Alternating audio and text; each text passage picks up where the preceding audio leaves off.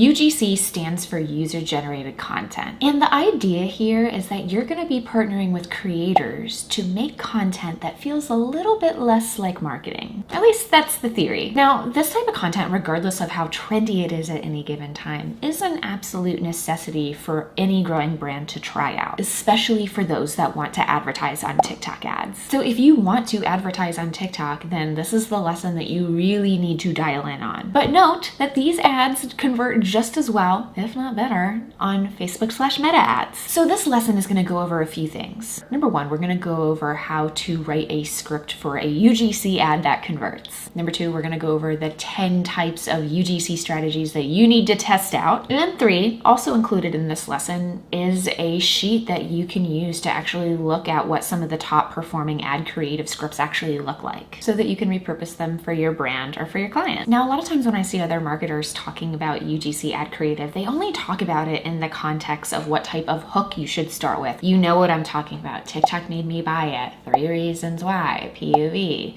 We've all heard those same regurgitated type of ad creatives that you should be running. But, you should try running them because they do really work. And I get kind of mad when they work. But truly, the hook is really only half of the puzzle. You also have to think about the broader story and the story after the hook, and make that story compelling enough that people want to buy from you and become champions of your brand. So let's break down the building blocks of a UGC ad that converts. First, of course, you're going to have the hook, and then you're going to have the problem agitator, and then you're going to have the product introduction, and then potentially a tutorial, benefits/features, maybe some social proof, and then a catchy CTA. These building blocks to me are the core fundamentals of any UGC ad. Of course, you can swap things around, but this is really at its most basic core, the type of UGC script that converts. Let's first zoom in on the hook. This is going to be the most important part of your ad because if people won't even watch the first 3 seconds, then they're definitely not going to watch the rest of it. And essentially, the more people that stop and actually look at your ad, the more people that have the potential to convert down the line. That's why you need to place so much emphasis and focus and energy and effort into that hook. Here are some of my favorite strategies to get people to stop. Number one, use a split screen. I often find that a transformation like a before and after is super effective here, but even just using a split screen can often increase your hook rates pretty dramatically. Number two, any type of handwritten content. Of course, we all know the Post-it note ad, but there are several different mediums that you can use handwriting for, and I suggest that you try all of them depending on your brand. Number three, TikTok responsible. Inevitably, your users are going to have questions before they become your customers, and you should be answering those questions up front. And number four are certain messaging plays, like we talked about previously.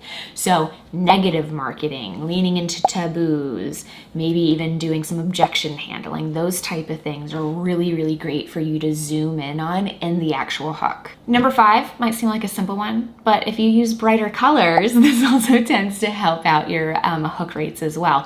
Something really interesting to note is actually in apparel, oftentimes what I'll see is that if we are advertising a dress and the dress has multiple colors, it's the hot pink dress that is actually going to be the best converting ad, but people are actually going to be buying the black dress on the back end. But really it's the bright colors that get people to stop and become interested. And then when they actually make the decision to purchase, they decide to go something a little more neutral. So just a thought there. If you can inject any type of bright colors into your hook, that's often a really easy way to increase your hook rates. I see this a lot with drink brands too. And number six is any way that you can add the oddly satisfying into your hook. And some really easy strategy and some really easy tactics you can use here are using a reverse loop or even doing some type of texture play. Those things tend to be really oddly satisfying to the eyeballs. And then number seven, taboo hooks. They really, really work. That's why I'm repeating it. Now I'd say you got to put about 50% of your effort and time into that hook. And the rest of your time should really be formulating the rest of that script and the subsequent imagery and messaging. So let's go back to that core ad script, right? So you have your hook, your agitation, your product introduction, your benefits testimonials, tutorial, social proof, CTA. Let me show you how a few brands are actually using these building blocks to make ad creative that converts. So the first one is by Dazzling Cleaning. Here's why I stopped cleaning my apartment. It's a very good messaging hook. And here they're using the split screen, right? So let's go ahead and press play. Here's why I stopped cleaning my one-bed apartment. The pros do it for just $19. I really like how they're adding like a value here. So immediately they're like, here's the hook and then here's an insane value. They handle everything. They wash and fold your laundry. Wash and organize your dishes. So this is like the benefits slash features, right? That's a really good CTA. Book your first $19 cleaning today. But you can see how those different types of building blocks are being put into this ad creative. That's a really good one. Dazzling Cleaning is a brand that I just heard about and they're kind of killing it. Here's another one, Vegamore. So they're using a TikTok response bubble on the hook, right? I'm 36 and my hair is falling out. What do I do? So this is a problem that they're having that maybe other people in their 30s might be experiencing. I've actually found that for a lot of skincare and beauty brands, a lot of times users, even pre-purchase, what they do to qualify themselves is they say their age. So I would actually test having people state their age in the hook, because I've seen that increase some hook rates and conversions on a number of beauty and skincare brands. Okay, let's watch this. So I started noticing my hair thinning, especially around my hairline. This is a really good example of someone agitating the problem, right? There were clumps coming out of the shower and it was making me feel really insecure. So she keeps on like twisting the knife on the problem, right? Like hair clumps were coming out and it was making me feel really insecure and embarrassed.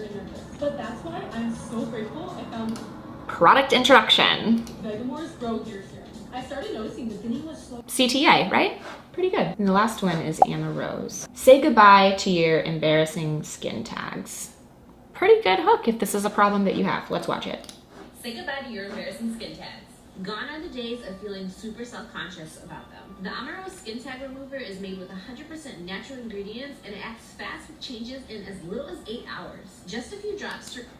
So what I think is cool is going on here, they had like a problem agitator where they introduced the product really, really quickly and then are now quickly going through those features and benefits. And this is how you can create a really effective ad creative in under 20 seconds. Remove skin tags, moles, and warts, plus it's pain-free. Click the link and order yours today. Very good. So the reason why I wanted to show this is because I think that before you start writing the script, if you can break down your product and the brand into these building blocks, when it comes time to actually write that script, it's way easier to do if you already have a lot of those building blocks in place. And once you do that, it's then time for you to start thinking about the actual type of bigger picture UGC strategies that you want to execute on. Of course, for some of these, you might find that some of those smaller building blocks and modules are a little more helpful than others. And also some are gonna be more creator focused or some are gonna be a little bit more educational focused. You don't have to pack all of those modules into every single ad creative or else we'd all be watching 60-second ads, which is not how we do things. However, I'd say that if you're really looking to excel at TikTok ads and really give UGC a really good shot for your brand, especially if you're someone that thinks that UGC doesn't work for your brand, I would test out all 10 of these strategies. You are bound to find a winner in one of these strategies, probably multiple. So let's go down the line. The first one is the problem solution ad. This is the quintessential type of UGC ad creative. This is pretty much what we've already been talking about. You're gonna be introducing the problem in the hook. You're going to agitate that problem, introduce the product, and then the rest of those core building blocks to make your standard problem solution oriented ad. Honestly, whenever I start working with a brand for UGC, I tend to start here. And that's for a good reason, because it really does tend to work if you've really dialed in on the problem and you know just how to agitate it, and you make sure that the visuals and pacing is really engaging. Number two is a how-to or a tutorial-based type of UGC creative. And essentially what you're gonna be doing here is you're gonna be teaching your users how to do something. I find that this is super effective in something like beauty or skincare. Excellent for fitness as well. Really, if you have a product that requires a little bit more education, I would try to do it from the angle of a how-to. It's a super content first approach and really, really good, particularly for TikTok ads. Number three is what I like to call a listicle style UGC ad. So these are going to be your 3 reasons why, right? Also what we called internally at Thesis the stepwise ad. But this can also be way more educational in nature. Essentially, it is still a content first approach, but it's going to be in more of a listicle format. Number 4 is what I call a personal history UGC creative. Now this one is going to be super particular to the actual creator that you're working with, but it really dives deep and is a vulnerable piece of content that zooms in on the problem or the prior state that a creator had before finding your product. This is one that I just feel like is a little bit more intimate than your general UGC ad, right? And this is something that I find to really, really crush, particularly on TikTok ads. I just find that the users on that platform really do want more of an authentic, genuine type of piece of content, whereas on Facebook and Meta, you can get away without being so confessional, so to speak. Number 5 is a review or testimonial ad. So essentially, this is where a creator is going to take your product and say, hey, this is my authentic review of X, Y, and Z. This is a really, really great strategy for brands, particularly that have a little bit more of those bigger budgets and also have a lot of people asking in your ad comments, hey, have you tried this product, blah, blah, blah. If you find that a lot of people have a bigger consideration time period for your brand, I would really try doing one of these ad creatives. And this is something too that feels less like an ad, especially on TikTok.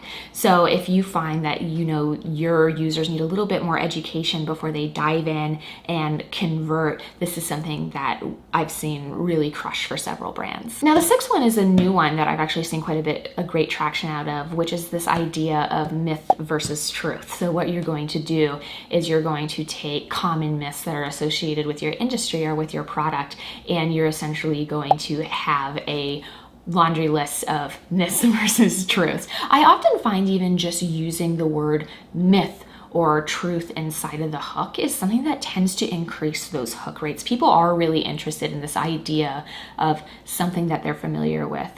Maybe it's a myth, maybe it's not. There's this sort of educational angle that this type of content takes and that people tend to really enjoy more on an organic level. So this is one of those strategies that I think we saw initially on the organic side that's translating really well on the paid social side. Now, the 3rd ad is going to be a comparison ad. Now, I'd like you to think about this like an us versus them ad, but in UGC form.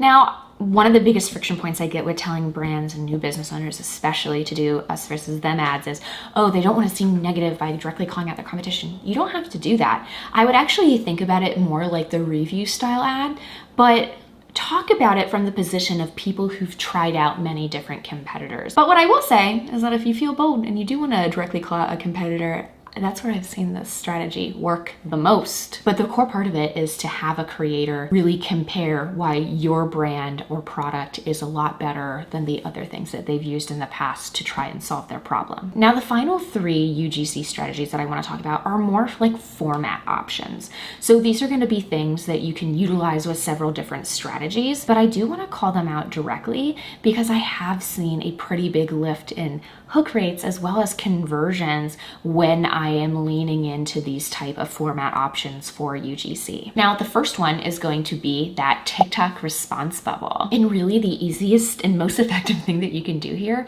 is figure out what your most common questions are, particularly your most common questions on your ad. This is really going to be an amazing way to directly answer the questions that people already have about your brand. And my little special sprinkle here is if you can find some of the more unhinged comments, I've actually made ad creatives responding to those that have ended up performing really, really well. The 9th one is the green screen type of ad. Now, I find that these are actually particularly interesting when you're overlaying on press. So if you've gotten certain press about your brand or product, this is something that's really cool to do a green screen overlay on. And if you don't have any press, you can even try doing it for some of your socials. I've also tried testing this on top of another top performer. So something along the lines of, oh, I saw this ad. That can also be really strategic. Now, you can use a green screen just in the hook, which is a really, really positive way to increase your hook rates, but you can also use that as the entire ad creative unit. I would definitely recommend testing both. But the green screen is one of those secret sauce type of things that I just see work really, really well. I also use it for my own personal content. And I always find that when I'm doing that type of green screen work, it always outperforms the normal other type of content that I do for short form. So take that with what you will. And the final one is what I would like to call POV focused. Now, this is going to be a lot more product focused, whereas the rest of the UGC creative is going to be more creator focused, right? But I think that sometimes by taking the UGC creator's face out of it and keeping it a little bit more product product focused by using voiceover or not even using voiceover is a really interesting test to try to see, okay, do you really need to have that person in the actual ad creative, or can you do something that's a little bit more product focused? Essentially, limiting the human variable can be a very unique test. And what I think is going on here is that, number one, it's way easier to shoot if you can take out the creator human element, right? But I also think that it allows users to see themselves with your product a little more fully instead of seeing the actual creator. There's actually this thing called the vampire effect that is particularly popular with celebrity advertising, where whenever you use a celebrity in your ads, people tend to focus on the celebrity and not as much the product. And I actually find that with some creators, I think that might be happening. Like sometimes the creator is just too engaging for their own good and people are more interested in the creator as opposed to the product, which is why I suggest trying something that's a little bit more product focused as opposed to creator driven. Also, you can also split test with the robot voice thingy. Here. Now, again, I do have a sheet that lists out a lot of scripts that you can dive into and really dissect the building blocks of, or, even repurpose for your own. I do have a list here of some really popular brands, their UGC scripts, because I sometimes think that being able to dissect the scripts instead of seeing it's kind of a light bulb moment, I think, for myself as well as for my team. So I would go through and look at those and see if that you can extract the building blocks that they're using to make those top performing creatives. Okay, I'll see you in the next lesson.